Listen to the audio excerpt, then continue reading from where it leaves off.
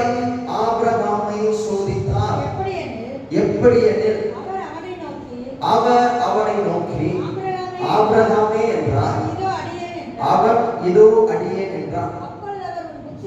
அப்பொழுது அவர் உன் புத்திரனும் ஏகசுதனும் உன் நேசகுமாரனுமாகிய ஈசாக்கை இப்பொழுது அழைத்துக் கொண்டு மோரியா தேசத்துக்கு போய் அங்கே நான் உனக்கு குறிக்கும் மலையில் ஒன்றின் மேல் அவனை தகனபலியாக பலியிடு என்றார். ஆபிரகாம் அதிகாலையில் இருந்து தன் கழுதையின் மேல் சேணம் கட்டி தன் வேலைக்காரர் 2 பேரை தன் குமாரன் ஈசாக்கை கூட்டிக் கொண்டு தகனபலிக்கு கட்டைகளையும் பிளந்து கொண்டு தேவன் தனக்கு குறித்த இடத்திற்கு புறப்பட்டு போனான். 3ஆம் நாளில் ஆபிரகாம் தன் கண்களை ஏறெடுத்து பார்த்து தூரத்திலே அந்த இடத்தை கண்டான். அப்பொழுது ஆபிரகாம் தன் வேலைக்காரை நோக்கி, நீங்கள் கழுதையை நிறுத்தி இங்கே காத்திருங்கள், நானும் பிள்ளையாண்டாரும் அவ்விடம் மட்டும் போய் தொழுது கொண்டு உங்களிடத்துக்கு திரும்பி வருவேன் என்றார். ஆபிரகாம் தகனபலிக்கு கட்டைகளை எடுத்து தன் குமாரனாகிய ஈசாக்கின் மேல் வைத்து தன் கையிலே நெருப்பையும் கத்தியையும் எடுத்துக் கொண்டார். இருவரும் கூடி போனார்கள். ஈசாக்கு தன் தகப்பனாகிய ஆபிரகாமை நோக்கி, என் தகப்பனே என்றான். என் தகப்பனே. அதற்கு அவன், என் மகனே, இதோ இருக்கிறேன் என்றான். அப்பொழுது அவன், இதோ நெருப்பும் கட்டையும் இருக்கிறது, தகனபலிக்கு ஆட்டுக்குட்டி எங்கே என்றான். அதற்கு ஆபிரகாம், என் மகனே, தேவன் தமக்கு தகனபலிக்கான ஆட்டுக்குட்டியை பார்த்துக் கொள்வார் என்றார். அப்பொழுது இருவரும் கூடி போய் தேவன் அவனுக்கு சொல்லியிருந்த இடத்திற்கு வந்தார்கள். அங்கே ஆபிரகாம் ஒரு பலிபீடத்தை உண்டாக்கி கட்டைகளை அடுக்கி குமாரனாகிய ஈசாக்கை கட்டி அந்த பலிபீடத்தில் அடுக்கிய கட்டைகளின் மேல் அவனை கிடத்தினான். பின்பு ஆபிரகாம் தன் மகனை வெட்டும்படிக்கு தன் கையை நீட்டி கத்தியை எடுத்தான். அப்பொழுது கர்த்தருடைய தூதனானவர் வானத்திலிருந்து ஆபிரகாமே ஆபிரகாமே என்று கூப்பிட்டார். அவன் இதோ அடியேன் என்றான். அப்பொழுது அவர், பிள்ளையாண்டான் மேல் உன் கையை போடாதே, அவனுக்கு ஒன்றும் செய்யாதே, நீ அவனை உன் புத்திரன் என்றும் உன் ஏகசுதன் என்றும் பாராமல் எனக்காக ஒப்பு கொடுத்தபடியினால் நீ தேவனுக்கு பயப்படுகிறவன் என்று இப்பொழுது அறிந்திருக்கிறேன் என்றார். கர்த்தர் ஆபிரகாமை சோதித்தார். அல்லேலூயா. கர்த்தர் ஆபிரகாமை சோதித்தார். கவனிங்க, கர்த்தர் சோதிக்கிறவராம் இருக்கிறாரு அப்படிங்கிறது இந்த சம்பவத்தின் மூலமாக நாம் பார்க்கிறோம். ஆமென் சொல்லுங்க. கர்த்தர் என்ன பண்ணுவாரு? சோதிப்பார். சொல்லுங்க. கர்த்தர் என்ன பண்ணுவாரு? சோதிக்கிறாரு. ஆமென் சொல்லுங்க.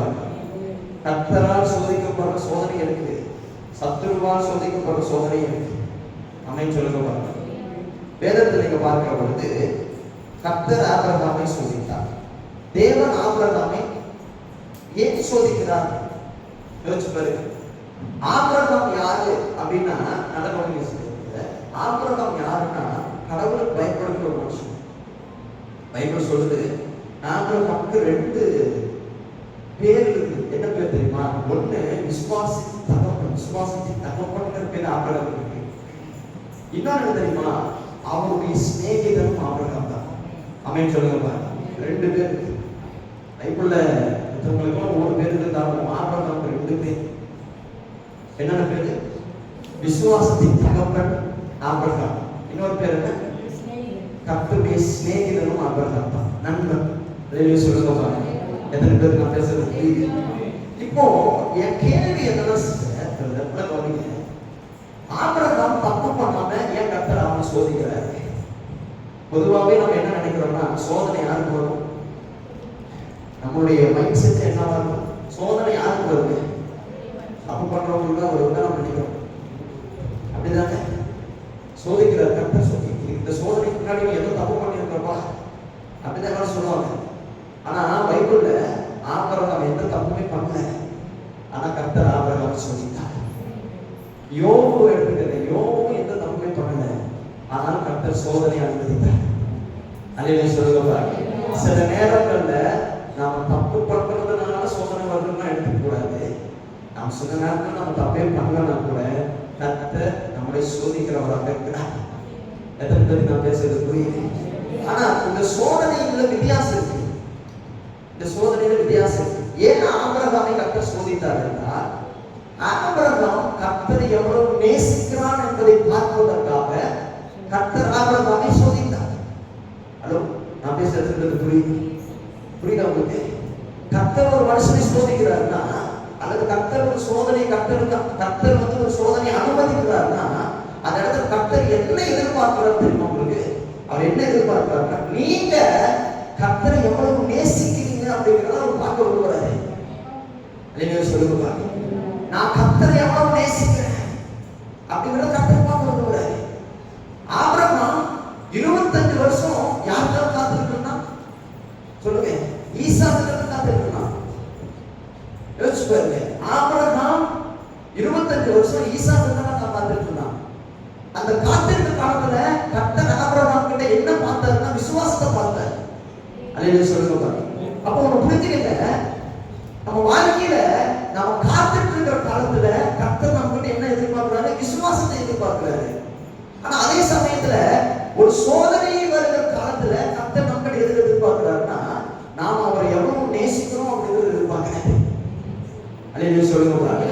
நான் பேசுறது புரியுது?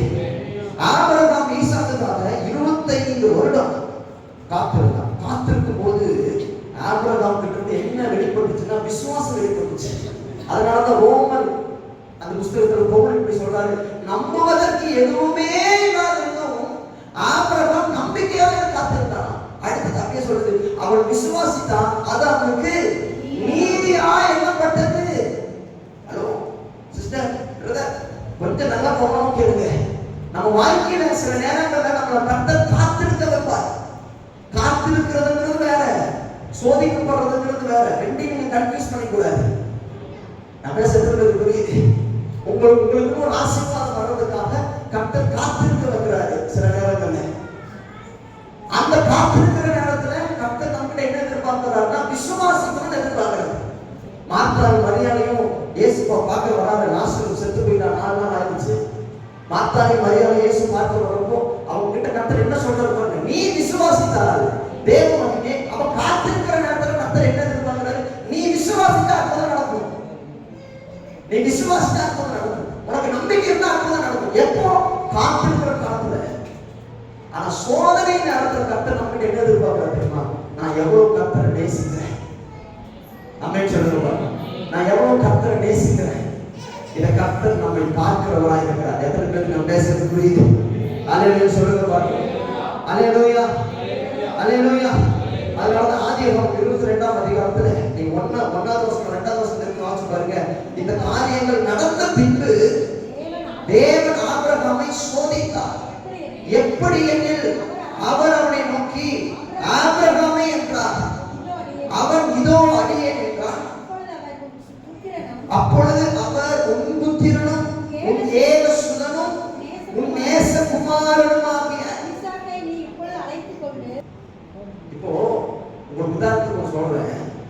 ஒரு ஆபிரகாமை கர்த்தர் இப்படி சொல்றாரு. எப்படி சொல்லியிருக்கணும் அப்படின்னா, உன் ஈசாக்கை எனக்கு பலியிடு அப்படின்னு சொல்லியிருந்தா ஒரே வார்த்தை முடிஞ்சிருக்கும். ஆனா இங்க 2வது வசனம் சொல்றது பாருங்க. கர்த்தர் எப்படி ஈசாக்கு சொல்றதுக்கு முன்னாடி எப்படி சொல்றாரு பாருங்க. உன் புத்திரனும் உன் ஏகசுதனும் உன் நேசம். அல்லேலூயா, அல்லேலூயா சொல்லுங்க. ஈசாக்கை பலியிடுன்னு சொல்லியிருந்தா முடிஞ்சிருக்கும்ல. ஏன் ஆண்டவர் இதையெல்லாம் சொல்லணும்? உன் புத்திரன் உன் ஏகசுதன் உன் நேசகுமாரனுமாகிய ஈசாக்கை அப்படிங்கிறார். ஏன் ஆண்டவர் இப்படி சொல்றாருன்னா, ஆபிரகாம் அந்த டைம்ல யார் அதிகமா நேசிச்சுட்டு இருந்தார் தெரியுமா? ஈசாக்கை தான் அதிகமா நேசிச்சுட்டு இருந்தார். ஆமென் சொல்லுங்க பாருங்க. அதனால கர்த்தர் என்ன சொல்றாரு தெரியுமா? நீ யார் அதிகமா நேசிக்கிறீங்களோ அவனை கொண்டு வந்து பலியிடு. நீ அதிகமா யாரை நேசிக்கிறீங்களோ அதை கொண்டு வந்து பலியிடு. ஆமென் சொல்லுங்க பாருங்க. இதுதான் ஆபிரகாமுடைய சோதனை.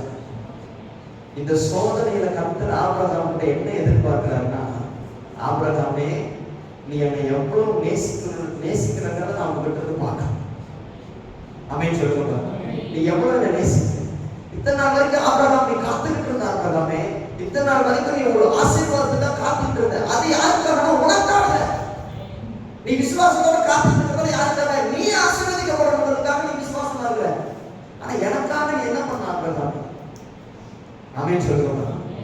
இத்தனை நாள் வரைக்கும் ஈசாக்குக்காக எவ்வளவு காத்துக்கிட்டு இருக்க. ஆனா ஆண்டவர் சொல்றாரு, இப்போ அந்த ஈசாக்கு கொண்டு வந்து பலிபடுத்தினாங்க. அப்ப என்ன தெரியுமா? இந்த உலகத்துல நாம யார் அதிகமா நேசிக்கிறோமோ, எதை அதிகமா நேசிக்கிறோமோ, கர்த்தர் அந்த இடத்துல தான் கை வைப்பாரு. ஏன்னா ஆண்டவர் என்ன சொல்ல விரும்புறாருன்னா, நாம அவரை எவ்வளவு நேசிக்கிறோங்கிறத அவர் நம்ம வாழ்க்கையில பார்க்க விரும்புறார். அல்லேலூயா சொல்லுங்க பாருங்க. கர்த்தரா இல்ல அந்த காரியமா? கர்த்தரா இல்ல அந்த மனுஷனா? கர்த்தரா இல்ல அந்த வேலையா? கர்த்தரா இல்ல அந்த குடும்பமா? கர்த்தரா இல்ல செல்போனா? கர்த்தரா இல்ல டிவியா? கர்த்தர் எப்படி பண்றோம்னா, என் நேசத்தை அவர் மேல நான் வச்சிருக்கிற பாசத்தை அவர் பார்க்க விரும்புகிறார். எத்தனை பேர் நம்புறீங்க? விசுவாசிக்கிறீங்க? சோதனை நேரத்துல கர்த்தர் நம்ம இடத்துல எதை பார்க்க விரும்புகிறார்? அவரை நான் எவ்வளவு நேசிக்கிறேன் அப்படின்னு பார்க்க விரும்புகிறார். அல்லேலூயா சொல்லுங்க. அல்லேலூயா சொல்லுங்க பாருங்க. அல்லேலூயா. யோபுவினுடைய வாழ்க்கையை பாருங்க. யோபுவுக்கு கர்த்தர் சோதனை அனுமதித்தார். அந்த சோதனையில் யோபு கர்த்தர் மேல் வைத்த நேசம் வெளிப்பட்டது. யோபுவுடைய சம்பவத்தை நீங்க வாசிச்சு பாருங்க. யோபு 1ஆம் அதிகாரத்துல நீங்க 20வது வசனம் 22வது வசனத்தை வாசி. 20வது வசனத்துல தம்பி வாசி.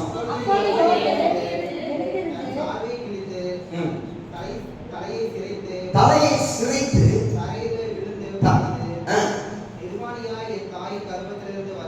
நிர்வாணியா என் தாயின் கர்ப்பத்திலிருந்து வந்தேன், நிர்வாணியாய் அவரிடத்துக்கு திரும்புவேன். கர்த்தர் கொடுத்தார், கர்த்தர் எடுத்தார், கர்த்தருடைய நாமத்துக்கு ஸ்தோத்திரம் என்றார். இவைகள் எல்லாவற்றிலும் யோபு பாவம் செய்யவில்லை, தேவனை பற்றி குறை சொல்லவும் இல்லை. அவன் சொல்லுவான். யோபுக்கு வந்த சோதனையில யோபு கிட்ட இருந்து என்ன வெளிப்பட்டுச்சு? கடவுள் மேல அவன் வச்சிருக்கிற நேசம், கடவுளை எவ்வளவு நேசிக்கிறேங்கிறத பார்க்கறதுக்காக தான் கர்த்தர் சோதனைகளை நம்ம வாழ்க்கையில அனுமதிக்கிறார். அவன் சொல்லுவான். சில சோதனைகள் நம்ம வாழ்க்கையில வர்றதுக்கு காரணம் என்ன தெரியுமா? கடவுளை நம்ம எவ்வளவு நேசிக்கிறோம்.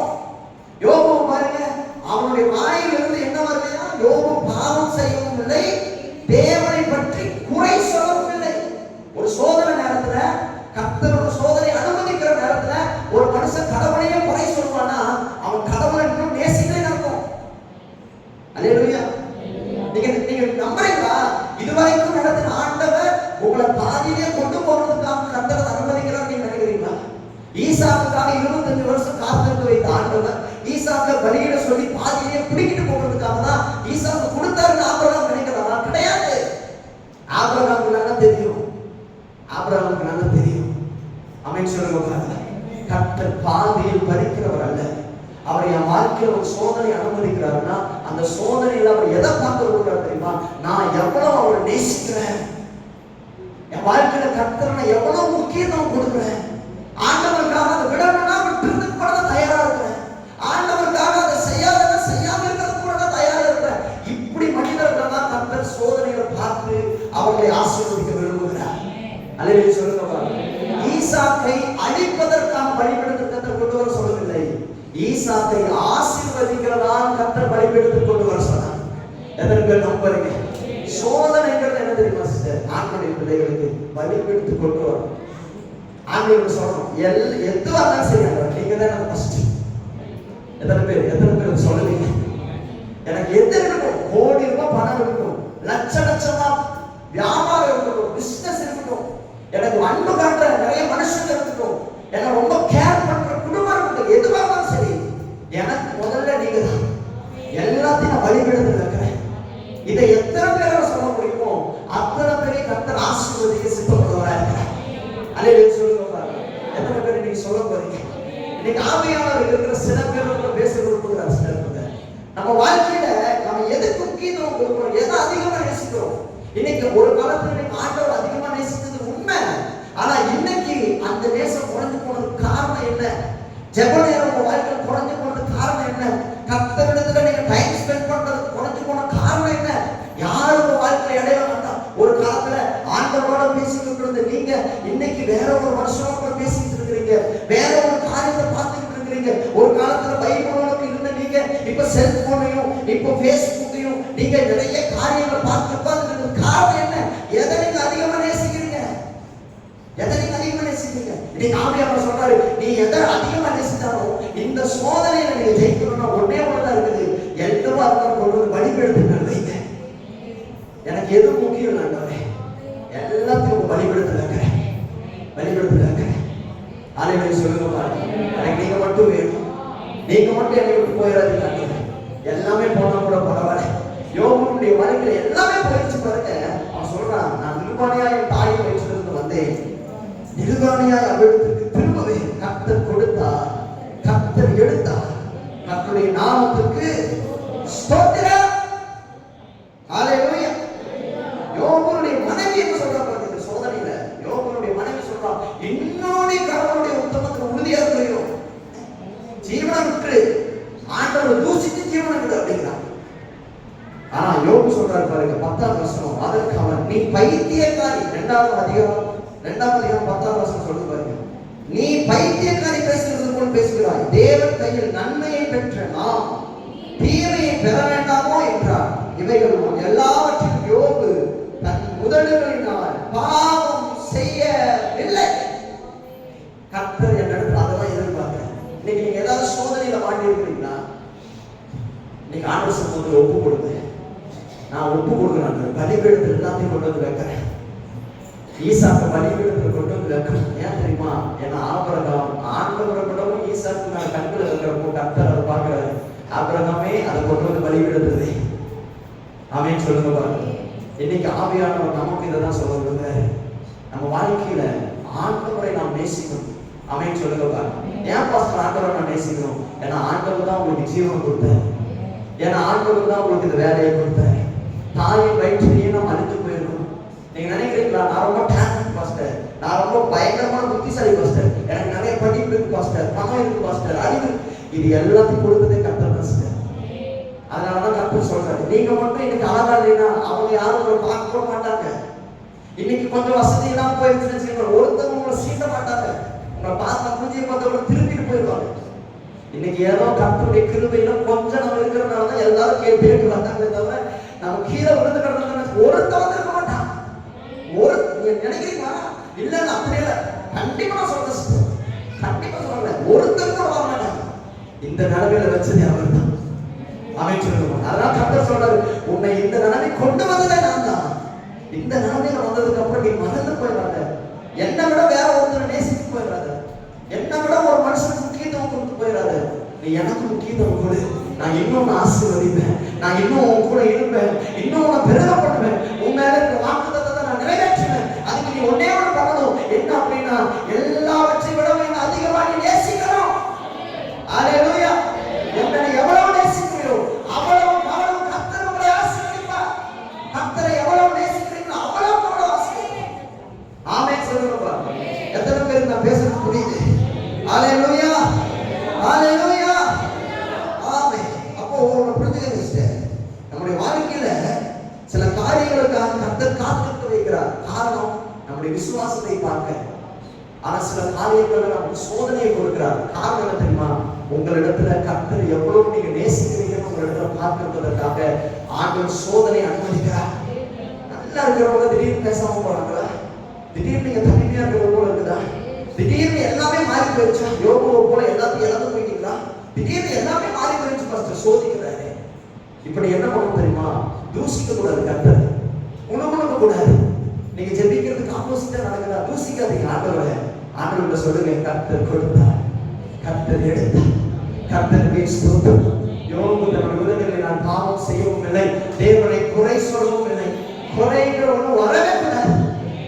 ஆண்டவரை நேசிக்கிற ஒரு மனுஷனுடைய வாயிலிருந்து ஒரு குறை வரணும்னா நீங்க இன்னும் கடவுளை நேசிக்கிறேன்னு அர்த்தம். ஆமென் சொல்லுங்க. ஆண்டவர் எனக்கு எதை செய்தாலும் நன்மைக்கு தான் செய்வார். ஒரு மனுஷனை விட்டு போனா அது நன்மைக்கு எதுவாக போறான். ஒரு வேலையை விட்டு போனா நன்மைக்கு எதுவாக நடக்குது. ஒரு காரியம் வாழ்க்கை நடக்குதா நன்மைக்கு எதுவாக நடக்குது. அதனால ஆபிரகாம் சொல்றாங்க, தன்னுடைய மகன் சொல்றான், தகப்பனே பலியிடுவதற்கு ஆடு எங்கே? கட்டை இருக்குது, நெருப்பு இருக்குது, பலியிடுவதற்கு ஆடு எங்கன்னு கேட்கிறப்போ ஆபிரகாம் சொல்றான், கர்த்தர் எல்லாவற்றையும் பார்க்கிறார். அப்படி என்ன பேசுறாரு? என் வாழ்க்கையில் எதை செய்தாலும் அவர் நன்மைக்கு எதுவாக செய்வார், ஒரு நாள் இறக்கப்படுத்த விட மாட்டார். அதனாலதான் ஆபிரகாமுக்கு 2 பெயர்கள் வருகிறார். ஒண்ணு விசுவாசத்தின் தகப்பன். ஏன்னா விசுவாசத்திலையும் ஆபிரகாம் பாஸ் பண்ணிட்டாரு, அவரை நேசிக்கிறதுக்கு கர்த்தர் வச்சிருந்த டெஸ்ட்லயும் அவர் பாஸ் பண்ணிட்டாரு. 2 பேர் அவருக்கு. எத்தனை பேர் நான் பேசுறது புரியுது?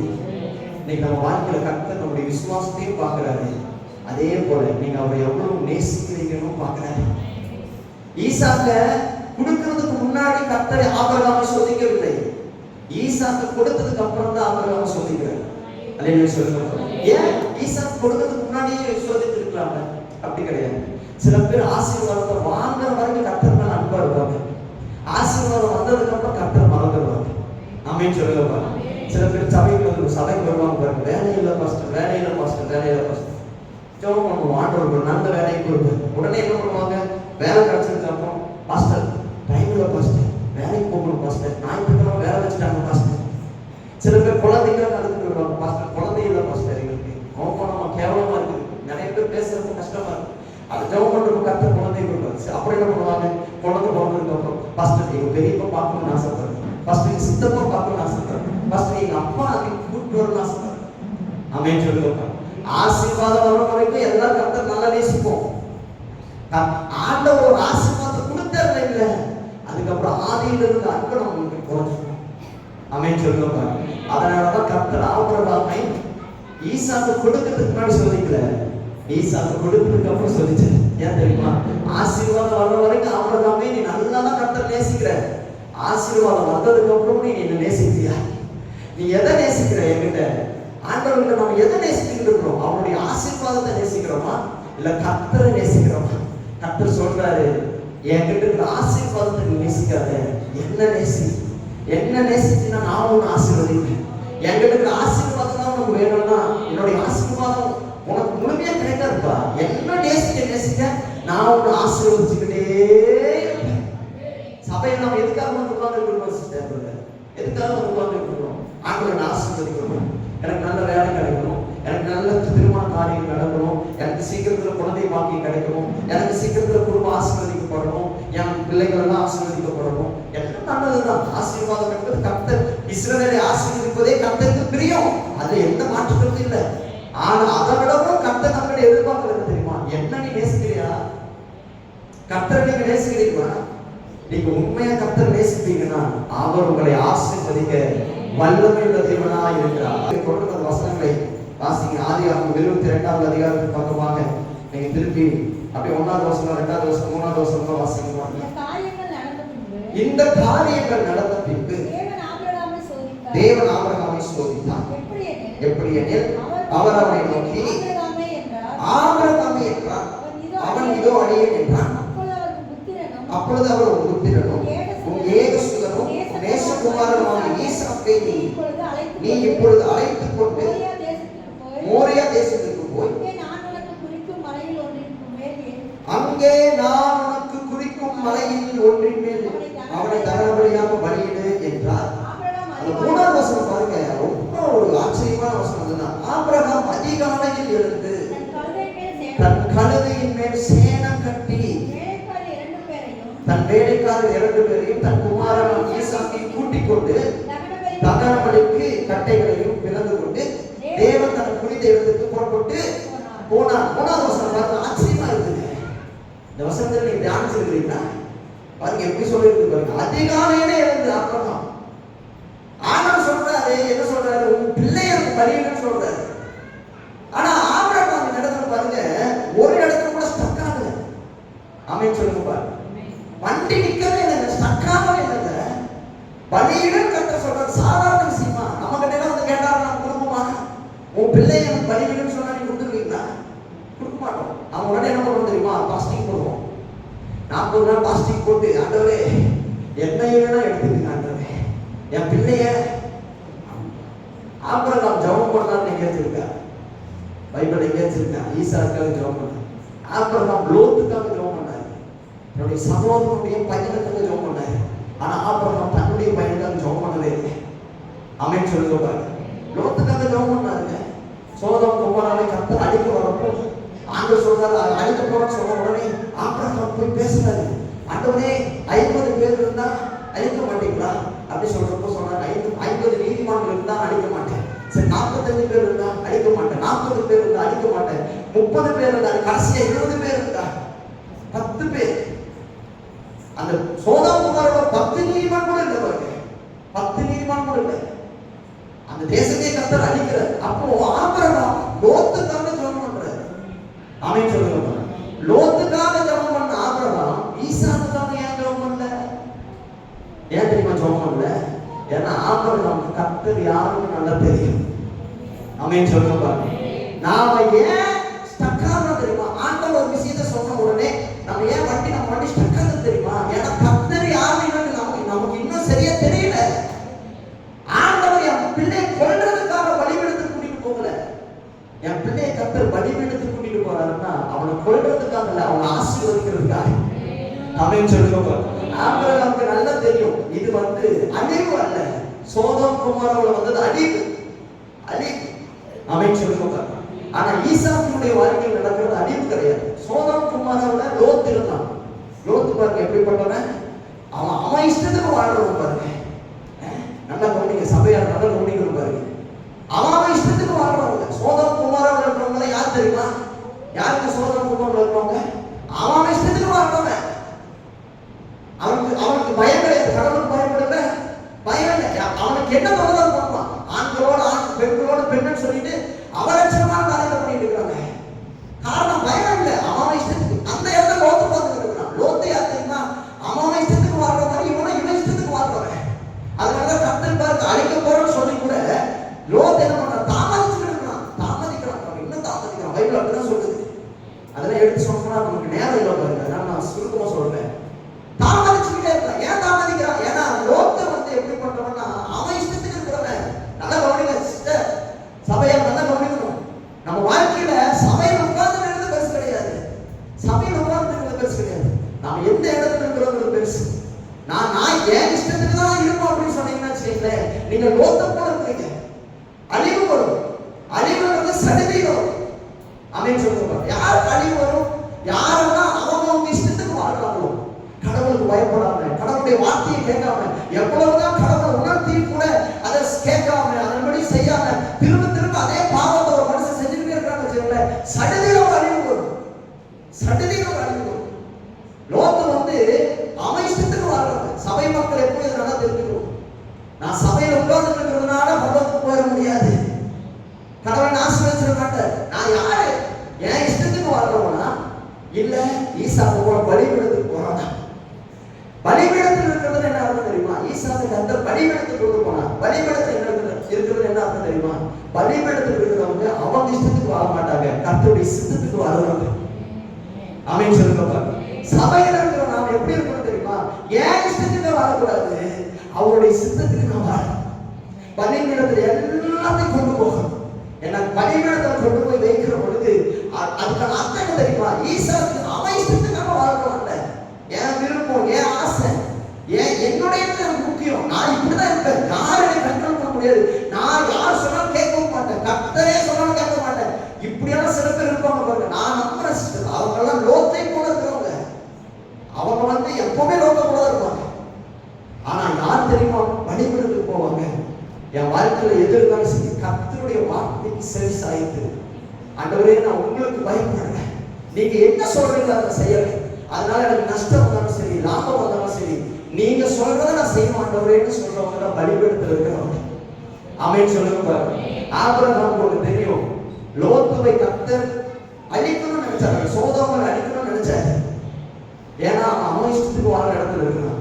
ஆனா ஈசாக்கு கர்த்தர் அழிக்கணும்னு நினைக்கல. ஏன் தெரியுமா? ஏன்னா ஈசாக்கு பலிபீடத்தில் இருக்கிறான். ஆமென் சொல்லுங்க பாருங்க. இன்னைக்கு சபை நாம் எந்த இடத்துல இருக்கிறோம்? உலகம் தான் அவன் இஷ்டத்துக்கு வாழ்ந்துட்டு இருக்கு. கால் போன போக்குல போகுது, கண் போன போக்குல போகுது பாருங்க. நீதிமொழிகள் 14 சொல்லுது பாருங்க. நீதிமொழிகள் 14:12 யாராவது சத்தமா வாசிக்க பாருங்க. நீதிமொழிகள் 14:12 மனுஷனுக்கு செம்மையாய் தோன்றுகிற வழி உண்டு, அது முடிவோ மரணம் அடைவது. ஆமென் சொல்லுங்க. என் இஷ்டத்துக்கு போற ஒரு வழி இருக்கு. நான் எப்படி வேணாலும் வாழலாம். உலகத்துல எல்லாரும் அக்செப்ட் பண்ணிட்டாங்க, கடவுள் அக்செப்ட் பண்ணணும் சிஸ்டர். ஆமென் சொல்லுங்க. நம்ம ட்ரெஸ்ஸிங்ல இருந்து, நம்முடைய பேச்சில் இருந்து, நம்ம நடக்கையில இருந்து, நம்ம பார்வையில இருந்து எதுவுமே பாத்தீங்கன்னா ஆண்டவருடைய பிள்ளைங்க முதல்ல சபையில் இருக்கிறத தெரிஞ்சுக்கங்க. நீங்க உங்க இஷ்டத்துக்காக வாழ்றதுக்காக கர்த்தர் சபைக்கு கொண்டு வரல. நீங்க யார் இஷ்டத்துக்காக வாழ்ந்துட்டு இருக்கீங்க? கர்த்தருடைய இஷ்டத்துக்காக வாழணும். கர்த்தருடைய சித்தத்துக்காக நீங்க வாழணும். அதுதான் ஈசாக்கு பலிபீடத்துக்கு கொண்டு போனது. ஆமென் சொல்லுங்க. அல்லேலூயா. நீங்க ஒரு அலையில கம்மியான ஒரு தெரியும். ஆமென் சொல்லுங்க. அல்லேலூயா. நம்ம வாழ்க்கையில சபை நல்லதை தெரிஞ்சுக்கணும். என் வாழ்க்கையில என் இஷ்டத்துக்காக வாழ்றதுக்காக கர்த்தர் சபை கொண்டு வரல. அவர் சித்தத்துக்காக நான் வாழணும். அதுக்காக தான் கர்த்தர் கொண்டு வந்திருக்கார். நான் பலிபீடத்துக்கு போகிற மனுஷன். ஒரு நாள் உலகத்தோட நான் ஒத்து போக மாட்டேன். உலகத்தோட ஒத்து போக மாட்டேன். எத்தனை பேர் நம்புறீங்க? ஒரு பெரிய கடல்ல ஒரு லிட்டர் எண்ணெயை கொண்டு போய் நீங்க ஊத்துனீங்கன்னா என்ன மிஸ்டர் கலந்துமா? ஏன்னா எண்ணெய்க்கான பள்ளம் அது. அவன் சொல்லுங்க, எண்ணெயோட தன்மை அதுதான். அந்த மாதிரிதான் சபை மக்கள் எங்க கொண்டு போய் விட்டாலும் அவங்க இஷ்டத்துக்கு வாழ மாட்டாங்க. கர்த்தர் என்ன சொல்றாரு அதுக்குதான் அவங்க சொல்லுங்க. நான் கர்த்தருக்கு கீழ்ப்படிக்கிறவன். நான் கர்த்தருக்கு பயந்த ஒரு வழிகளில் நடக்கிறவன். சொல்லுங்க, கர்த்தருக்கு பயப்படுகிற பயம் எனக்குள்ள இருக்கு. கர்த்தருக்கு பயப்படுகிற பயமே ஞானத்தின் ஆரம்பம். அல்லேலூயா. கர்த்தருக்கு பயந்த ஒரு வழிகளில் நடக்கிறவன் பாக்கியவான். பாக்கியம். ஈசாக்கு கர்த்தருக்கு பயப்படுகிறவன். அதனாலதான் ஈசாக்கு பலிபீடத்துக்கு போனான். ஆனா லோத்து பாருங்க, கடைசி வரைக்கும் ஆபிரகாம் கிட்ட வரவே இல்லை. அவன் வாழ்க்கையே சாபமான வாழ்க்கையா மாறிடுச்சு. பைபிள் அப்படிதான் சொல்லுது. அவன் சாபமான சந்ததியை பெற்றெடுத்தான். ஆமென் சொல்லுங்க பாருங்க. இன்னைக்கு ஆவியானவர் நமக்கு சொல்றது என்ன தெரியுமா? நம்ம வாழ்க்கையில நம்ம இஷ்டத்துக்காக நம்ம வாழக்கூடாது. அவர் நமக்கு என்ன சொல்றாரோ அதற்காக தான் நம்ம வாழ வேண்டும். எத்தனை பேர் இதை ஒத்துக்கிறீங்க? நான் சபைக்கு வந்திருக்கிறது ஏன் இஷ்டத்துக்காக வாழ அல்ல, கர்த்தருடைய சித்தத்துக்காக வாழ வந்திருக்கிறேன். நான் பலிபீடத்தில் இருக்கிற மனுஷன். நான் தேவ சமூகத்தில் இருக்கிற மனுஷன். பலிபீடம் என்பது தேவ சமூகம். நான் தேவ சமூகத்தில் இருக்கிற ஒரு மனுஷன். நான் என் இஷ்டத்துக்கு நான் வாழ முடியாது. நான் அவருடைய சித்தத்துக்காக வாழுகிற ஒரு மனுஷன். எத்தனை பேர் நம்புறீங்க? இந்த வார்த்தையை அப்படியே சொல்லுங்க பாருங்க. ஆண்டவரே, நான் உங்க சித்தத்தின்படி வாழ எனக்கு கிருபையை தாருங்க ஆண்டவரே. நாங்க எங்க இஷ்டத்திற்காக அல்ல ஆண்டவரே, உங்க சித்தத்திற்காக நாங்க வாழ மாட்டோம். ஹalleluya. ஹalleluya. ஆமென் சொல்லுங்க பாருங்க. ஆவியானவரே, ஆவியானவரே, பரிசுத்த ஆவியானவரே. ஆமென். ஆவியானவரே, ஆவியானவரே, பரிசுத்த ஆவியானவரே. எங்க செல்ல வேண்டும், என்ன சொல்ல வேண்டும், வழி நடத்தும் ஆவியானவரே. எங்க செல்ல வேண்டும், என்ன சொல்ல வேண்டும், வழி நடத்தும் ஆவியானவரே. உம் விருப்பம் இல்லாமல் இடங்களுக்கு செல்லாமல் தடுத்து நிறுத்தும் ஆவியானவரே. இந்த பயபக்தியோடு சொல்லுங்க. உம் விருப்பம் இல்லாமல் இடங்களுக்கு செல்லாமல் தடுத்து நிறுத்தும் ஆவியானவரே. ஆவியானவரே, ஆவியானவரே, பரிசுத்த ஆவியானவரே. அப்பா, ஆவியானவரே, ஆவியானவரே, பரிசுத்த ஆவியானவரே. ஆமென், ஆமென், ஆமென். எதற்கு நம்புறீங்க சிஸ்டர்? நான் சோதனையில் இருக்கிற பொழுது அவர் பலிபீடத்தில் இருக்கணும், அவர் சமூகத்தில் இருக்கணும். நான் ஒரு நாளும் அழிந்து போகிற மனுஷங்களோடு இருக்கக்கூடாது. கர்த்தர் ஒரு நாள் வருவார். தூதர்கள் ஒரு நாள் வந்தது போல, அன்னைக்கு சோதோமுக்கு அழிப்பதற்கு தூதர்கள் வந்தது போல ஒரு நாள் கர்த்தர் பூமிக்கு வருவார். அப்புறம் எந்த இடத்துல இருக்கிறோம் அப்படின்னு கர்த்தர் பார்ப்பார். ஆமென் சொல்லுங்க. அவன் இஷ்டத்துக்கு வாழ்ந்துட்டு இருக்கான். உலகத்துல எந்த மனுஷனுக்கும் பயம் கிடையாது. கர்த்தருக்கு பயப்படுற பயம் கிடையாது. ஆனா தேவ சமூகத்தில் இருக்கிற நமக்கு தேவனுடைய பலிபீடத்தில் இருக்கிற நமக்கு ஒரு பயம் அவசியம். கர்த்தருக்கு பயப்படுகிற பயம் இல்லைன்னா அழிந்து போகிறவர்கள் ஒருவனாக நாமளும் மாறிடும். சபைக்கு ஆவியாளர் இன்றைக்கு எச்சரிப்போடு இந்த வார்த்தைகளை சொல்லுகிறேன். ஆமென் சொல்லுங்க பாருங்க. நம்ம வாழ்க்கையில நாம் கர்த்தருக்கு பயப்படுகிற பயத்தோட தான் இருக்கணும். நம்முடைய எல்லாத்துலயும் அந்த பயம் இருக்கணும். நம்முடைய எல்லாத்துலயும் இருக்கணும். சபைக்குள்ள மட்டும் இல்ல, வெளியிலையும் இருக்கணும். நான் வேலை செய்யற இடத்துல இருக்கணும், என் ஃப்ரெண்ட்ஸுக்கு மத்தியில் இருக்கணும். அவங்க இஷ்டத்துக்கு என்ன பண்ணுவாங்க, என்ன வேணாலும் பண்ணணும். ஆனா நீங்க அப்படி இருக்கக்கூடாது. உங்களை குறிச்சு அவங்க சாட்சி சொல்லணும். ஐயோ அவங்க ஏசப்படல, அவங்க அப்படி பண்ண மாட்டாங்க அப்படின்னு சாட்சி சொல்லணும். அந்த சாட்சி உங்க வாழ்க்கையில வருதுன்னா நீங்க கர்த்தருடைய பலிபீடத்தில் இருக்கிறீங்க. ஆமென் சொல்லுங்க பாருங்க. நீங்க பலிபீடத்தில் இருக்கிறவர்களா இருக்க வேண்டும். எத்தனை பேர் நம்புறீங்க? கொஞ்சம் விசுவாசிக்கிறீங்க. ஆமென் சொல்லுங்க பாருங்க. அல்லேலூயா. ஈசாக்க பலிபீடத்துல ஆபிரகாம் வைத்து ஆபிரகாம் என்ன பண்றாரு? கத்தி ஓங்கி அந்த வசனத்தை வாசிங்க. 8வது வசனம் 9வது வசனம் வாசிங்க.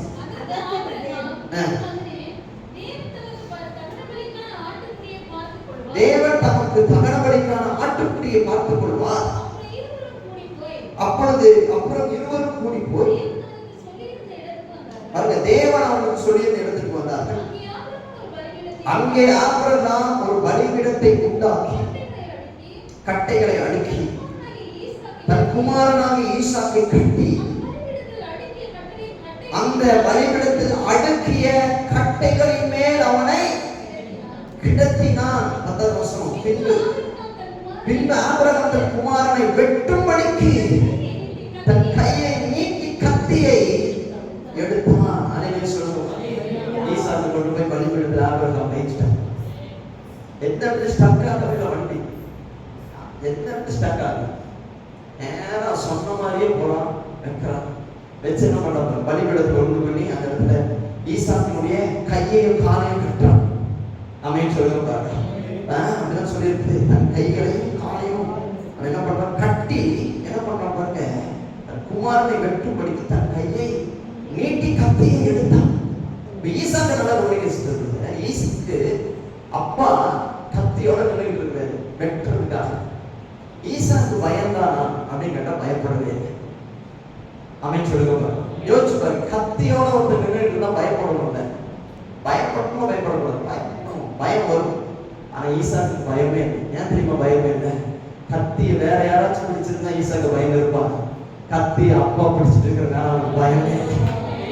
ஆமென் சொல்லுங்க பாருங்க. அப்பா கத்தியை பிடிச்சிட்டு இருக்கிறாருன்னா ஒன்னும் புரிஞ்சுக்கங்க, என்னை கொல்றதுக்காக அல்ல, என் கட்டுகளை அறுப்பதற்காக அவர் கத்தியை பிடித்து கொண்டிருக்கிறார்.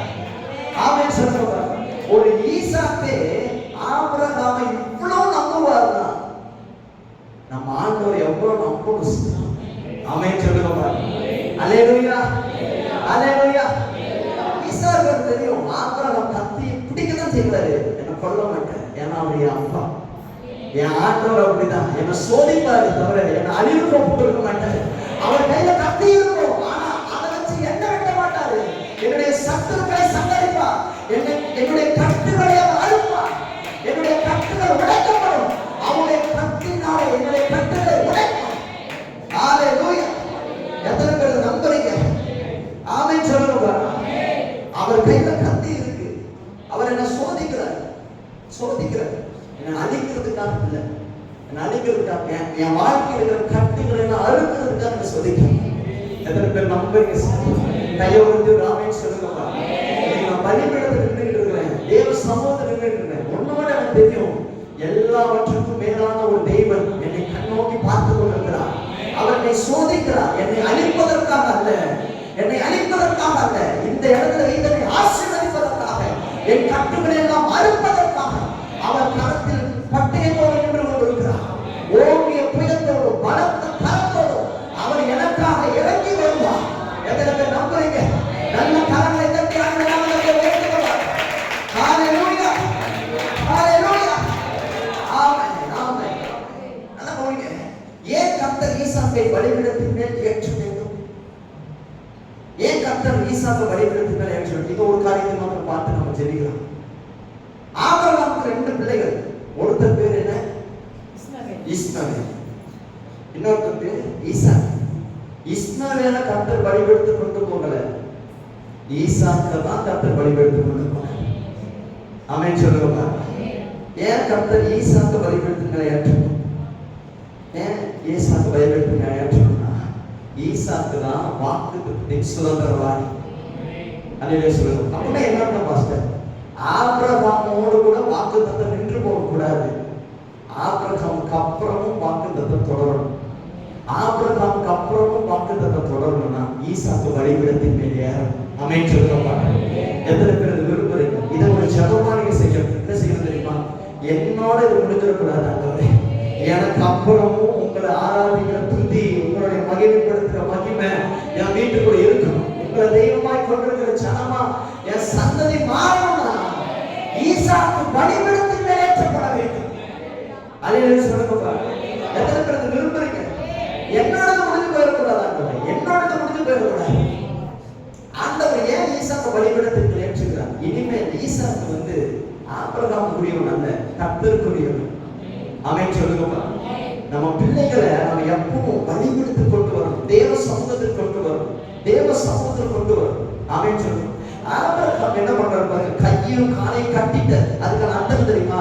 உங்க பிள்ளைகள் என்ன ஆண்டு சமூகத்துக்கு வரமாட்டேன், என்ன பிடிவாதம் இல்ல, நீ சபைக்கு வா, தேவ சமூகத்துக்கு வந்துதான் கட்டி கொண்டு வாங்க. அவங்களுக்கு ஆப்ஷனே கிடையாது, வேற ஆப்ஷனே கிடையாது. ஏன் பாஸ்டர் அப்படி பண்ணணும்? இன்னைக்கு நிறைய பேர் சொல்லுவாங்க பாருங்க, பிள்ளைங்களை நம்ம திணிக்க கூடாது, நம்ம அவங்களை கட்டாயம் அவங்களே விருப்பப்பட்டு. அப்படியெல்லாம் எதுவும் இல்லை, அப்படியெல்லாம் இல்லை. நீங்க ஆண்டவர் சமூகத்துக்கு பிள்ளைங்களை குறிப்பிட்ட வயசு வரைக்கும் நீங்க கூட்டிட்டு வந்துதான் ஆகணும். அவங்க உட்கார வச்சு ஜெபம் பண்ணிதான் ஆகணும். ஏன் தெரியுமா சிஸ்டர்? எல்லாமே ஒரு நாள் மாறி போகும். இன்னைக்கு அவங்க ஆண்டவர் சமூகத்துல உட்கார்ந்து வச்சுக்கிறேன், அதுக்கப்புறம் கர்த்தர் அவர்களை ஆசீர்வதிக்க வல்லமையோட. நீங்க எவ்வளவு கோடிதான் உங்க பிள்ளைங்களுக்கு சம்பாதிச்சாலும் அந்த கோடிகளை உங்க பிள்ளைகளை காப்பாற்றுறது. ஆனா தேவ சமூகத்துல உங்க பிள்ளைகள் கர்த்தரை ஆராதிக்க ஆரம்பிச்சுட்டான்னு வச்சுக்கோங்களேன், அதுக்கப்புறம் கர்த்தர் அவர்களை காப்பாற்ற வல்லமையோட. அல்லேலூயா சொல்லுங்க. அல்லேலூயா. பலிபீடத்தின் மேல் ஆபிரகாம் ஈசாக்கை வைத்து கத்தி ஓடுகிற பொழுது பரலோகத்திலிருந்து ஒரு சத்தம் வருது. தூதன் கூப்பிடுறான், ஆபிரகாமே ஆபிரகாமே. என்ன சொல்றான்? பிள்ளைகள் தானே. 11வது வசனம், 10வது வசனம், 11வது வசனம். பின்பு ஆபிரகாம் தன் குமாரனை வெட்டும்படிக்கு தன் கையை நீட்டி கத்தியை எடுத்தான். அப்பொழுது கர்த்தருடைய தூதனானவர் வானத்திலிருந்து ஆபிரகாமே ஆபிரகாமே என்று கூப்பிட்டார். அவன் இதோ அடியே என்றார். அப்படின்னு என்ன தெரியுமா சார்? அப்படி என்ன தெரியுமா? ஆபிரகாமே, உன் மகன் ஈசாக்கு பலிபீடத்தின் மேல் ஏற வரைக்கும் தான் உன் மகன். அவன் பலிபீடத்தின் மேல் ஏறினதுக்கு அப்புறம் இப்ப என் மகன், அவன் மேல கை போடுறதுக்கு உனக்கு உரிமை கிடையாது. ஆமென் சொல்லுங்க. அல்லேலூயா சொல்லுங்க. ஆண்டவருடைய பிள்ளைகள் நல்லா தெரிஞ்சுக்கங்க, நம்ம பிள்ளைகளை தேவ சமூகத்தில் கொண்டு பலிபீடத்துல வச்சுக்கங்களேன், அதுக்கப்புறம் கர்த்தர் பார்த்துக் கொள்வார். எங்க ஓடினாலும் இங்கதான் ஆகும். ஆமென் சொல்லுங்க. நாங்களா அதுக்கு சாட்சி, நாங்களா சாட்சி. எங்கெங்கயோ ஓடணும். பலிபீடத்துக்கு நான் கொண்டு வச்சதுதான் அவ்வளவுதான். எங்க போனாலும் இங்கதான் கொண்டு வரும். ஏன் தெரியுமா? நான் பலிபீடத்தில் வைக்கப்பட்டிருக்கிறேன், நான் தேவ சமூகத்தில் வைக்கப்பட்டிருக்கிறேன். ஒரு கத்தை என்னை சேதப்படுத்த, பரலோகம் என்னை பாதுகாக்கிறது. பரலோகம் உங்க பிள்ளைகளை பாதுகாக்கும். நீங்க உங்க பிள்ளைகளுக்கு சொத்துக்களை சேர்த்து வைப்பது நல்லதுதான், நீங்க சேர்த்து வைக்க வேண்டாம்னு சொல்றேன். ஆனா எல்லாத்துக்கும் மேல அவங்க தேவ சமூகத்தில் வளர்த்துங்க. ஆண்டவருக்கு பயப்படுங்க, பயத்தை கற்றுக்கொள்ளுங்க, தினாலும் செபிக்க கற்றுக்கொள்ளுங்க, வேதத்தை வாசிக்க கற்றுக்கொள்ளுங்க, கர்த்தர் எப்படிப்பட்டவர்னு சொல்லிக் கொடுங்க. ஆண்டவருடைய ஆலயத்துக்கு வருவதற்கு ஒரு நாள் மிஸ் பண்ணக்கூடாது, அதுதான் நமக்கு முக்கியம். சொல்லிக் கொடுங்க. முதலாவது தேவனுடைய ராஜ்யத்தையும் நீதியும் தேடுகிறவர்கள் இவர்கள் எல்லாம் கூட கொடுக்கப்படும் சொல்லிக் கொடுங்க. நீங்க சொல்லிக் கொடுத்ததான் அவங்க ஆசீர்வதிக்கப்படுவாங்க. ஆமென் சொல்லுங்க. அந்த பலிபீடத்தை நீங்க கொண்டு வரணும். கையை காலை கட்டி உட்கார வைங்க. குட்டிவார மக்கள் உட்கார வைங்க. கையை காலை கட்டுங்க. ஆண்டவர் பார்த்துக் கொள்வார். ஒரு கத்தியும் பட விட மாட்டான். இதற்கு நம்புறீங்க? ஒரு கத்தியும் படாது, ஒரு சேதம் வராது. ஏன்னா அந்த குழந்தை கொடுத்ததே கர்த்தர் தானே, அவர் பார்த்துக் கொள்ள வல்லமையுள்ளவராக. எத்தனை பேர் நம்புறீங்க? அல்லேலூயா சொல்லுங்க பாருங்க. அல்லேலூயா, அல்லேலூயா. ஆமென், ஆமென். நம்ம பலிபீடத்துல ஏற வரைக்கும் ஆபிரகாம் ஈசாக்கு மேல ஒரு அதிகாரம் இருக்கு. பலிபீடத்துக்கு ஏறினதுக்கு அப்புறம் இப்ப ஆபிரகாம் அல்ல, கர்த்தருக்கு அதிகாரம். ஆமென் சொல்லுங்க. என்ன கர்த்தர் சோதிக்கிறார் என்றால் நான் தேவ சமூகத்தில் கொண்டு வந்து அவர் பலிபீடத்தில் வைத்து என்னுடைய கட்டுகளை அறுத்து என்னை ஆசீர்வதிக்கிறவராக இருக்கிறார்.